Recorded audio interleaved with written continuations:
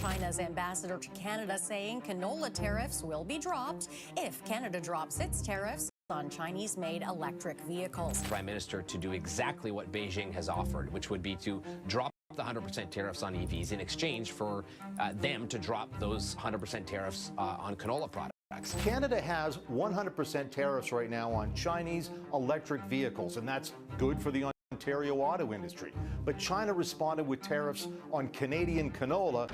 In Washington, they called it betrayal. In Ottawa, they called it independence. It began with a single statement from Beijing, quiet, almost polite, but it sent shockwaves through the halls of power in D.C. China's ambassador offered a simple exchange. Canada drops its 100% tariffs on Chinese electric vehicles, and in return, China lifts its crushing tariffs on Canadian canola. No shouting, no threats, just a deal. But that deal hit like a thunderclap, because for years, Canada's trade heartbeat was synced to Washington's commands. Trump said jump, and most allies asked how high. Not this time. Prime Minister Mark Carney didn't shout.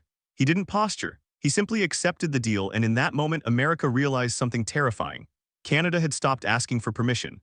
Tonight on Northern Pulse, we break down how one quiet agreement flipped decades of dependency, blindsided Washington's power players, and proved that Canada's strength doesn't come from following, it comes from leading. This is the story the White House never saw coming. No press conference, no grandstanding, just one line from Beijing that stopped Ottawa in its tracks. China's ambassador delivered it with calm precision. If Canada lifts its 100% tariff on Chinese electric vehicles, we will immediately lift our 100% tariff on Canadian canola. Simple words, but behind them, a billion-dollar earthquake. For years, prairie farmers had paid the price of geopolitical loyalty. When Ottawa followed Washington's anti-China tariffs, Beijing hit back hard, slamming Canada's canola industry and cutting off one of its largest markets overnight.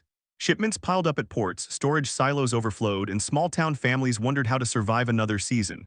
Now Beijing was offering an escape. No threats, no shouting, just a lifeline if Canada dared to take it.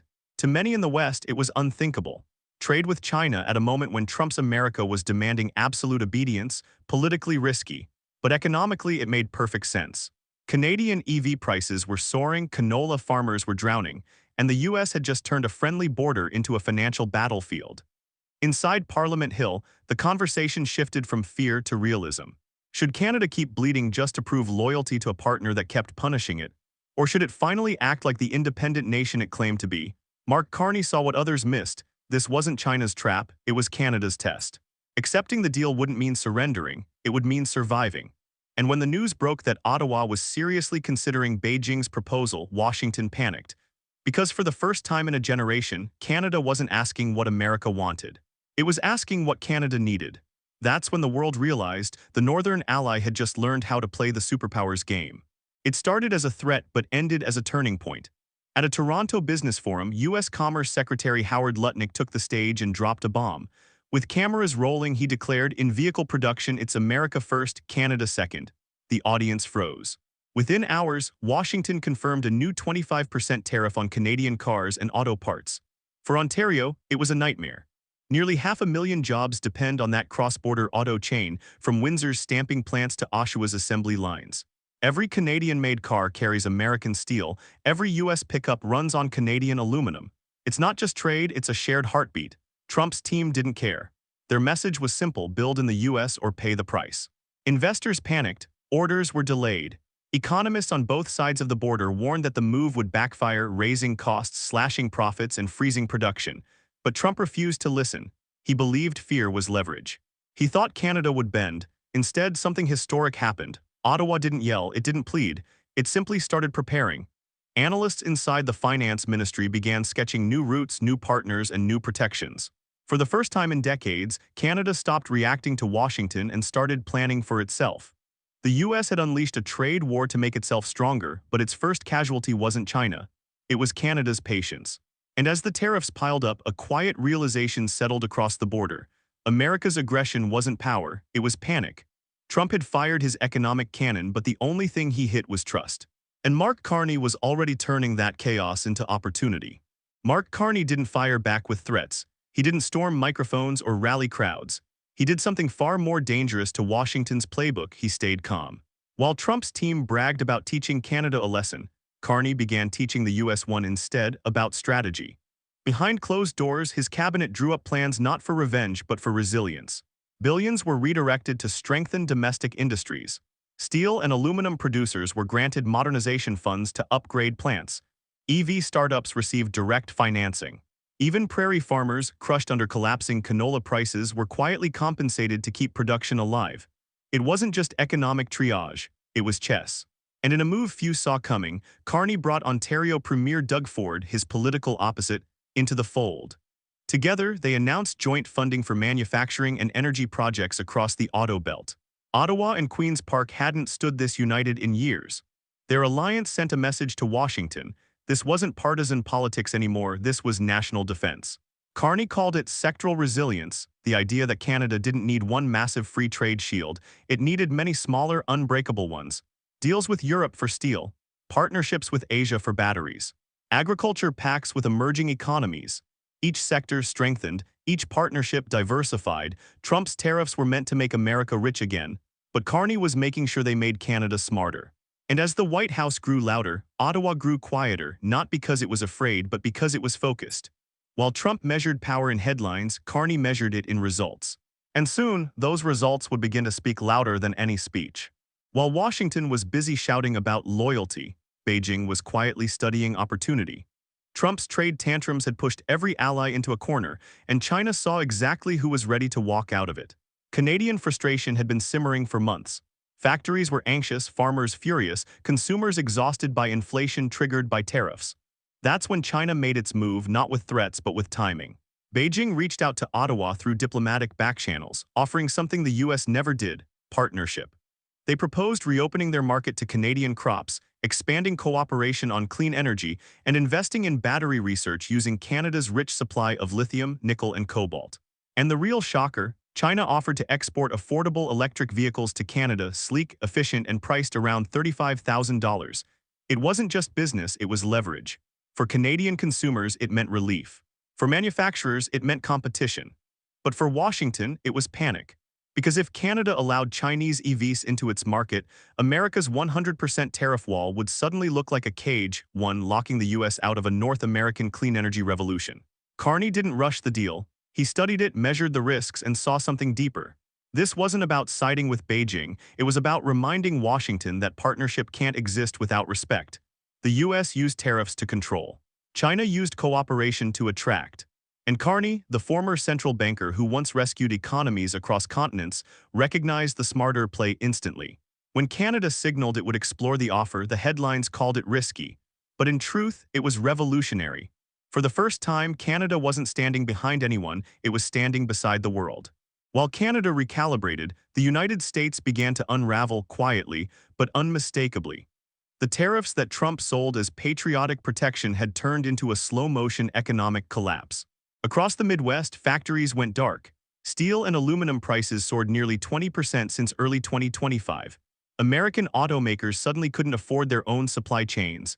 Production costs skyrocketed. And the worst irony, the damage wasn't coming from Beijing, it was coming from Washington itself.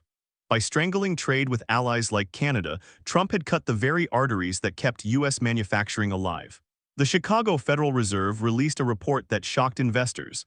Every 10% increase in tariff costs had slashed Midwest manufacturing output by nearly 2%. In plain language, America was taxing itself into decline. The ripple spread fast.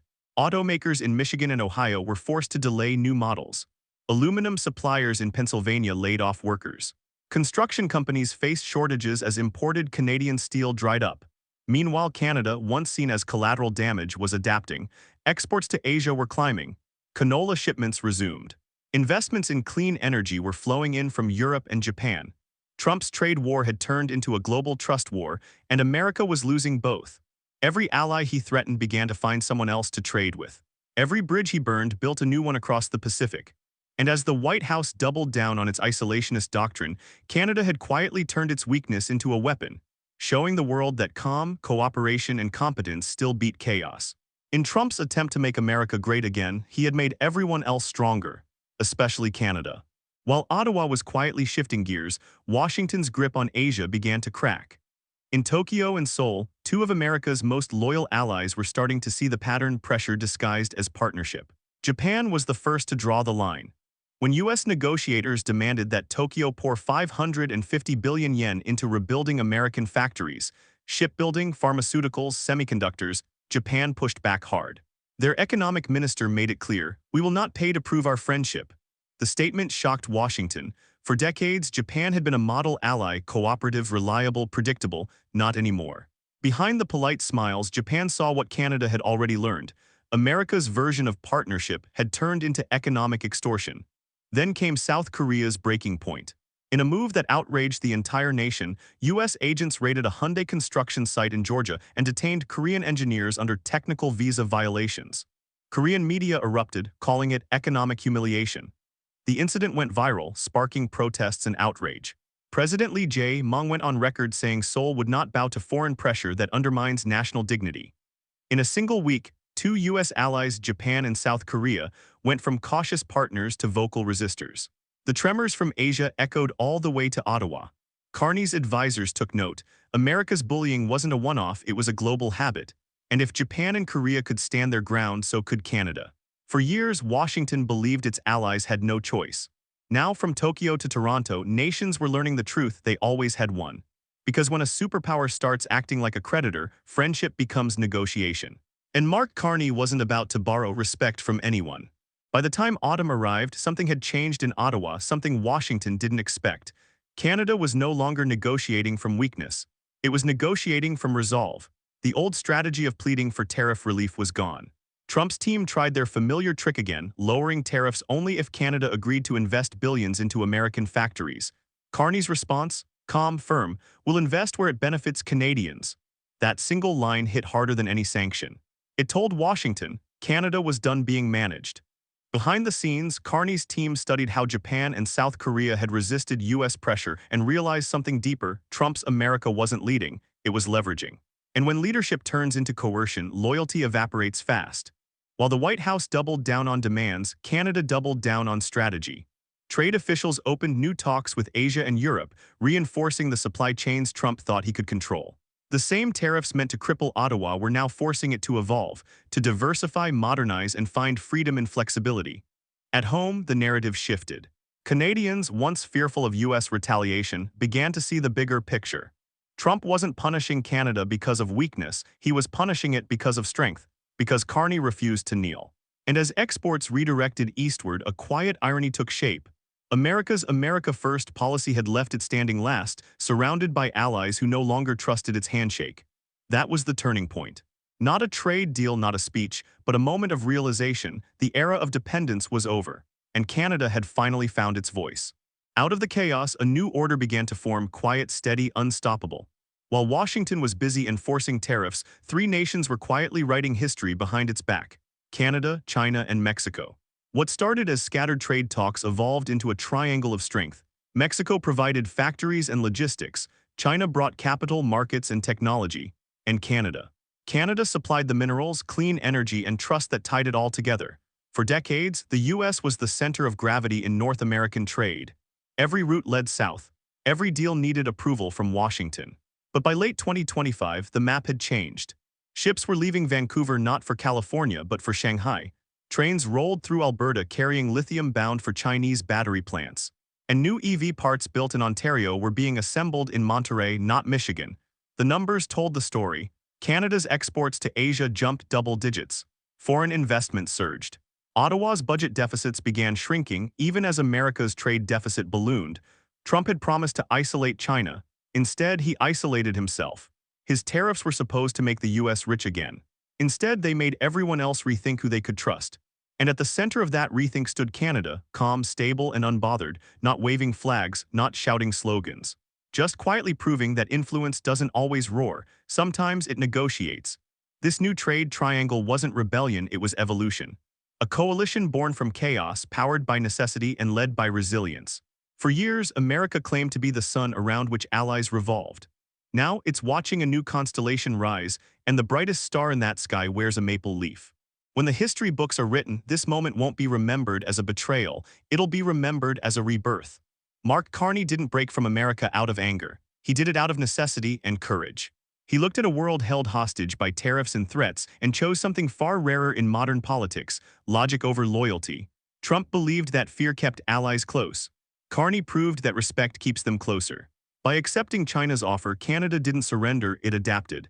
It showed that diplomacy could still outsmart domination and that calm strategy could defeat chaos. While Washington was shouting, Ottawa was strategizing. And when the shouting stopped, one truth echoed louder than ever. Canada no longer needed permission to lead. The US called it defiance. The world called it balance. And ordinary Canadians called it pride, the kind that doesn't come from flags or parades, but from knowing your nation stood tall when it mattered most. Trump's trade war was meant to rebuild American power. Instead, it rebuilt Canadian confidence. Because when America built walls, Canada built bridges, and those bridges are now carrying the world into a new century of cooperation, not coercion. Carney's strategy didn't just protect jobs or exports, it redefined identity. It proved that strength isn't about shouting the loudest, it's about standing the longest. And as the world shifts toward a new balance, one quiet nation has already shown the way forward. This is Northern Pulse, where we don't echo the noise of power, we translate it into truth.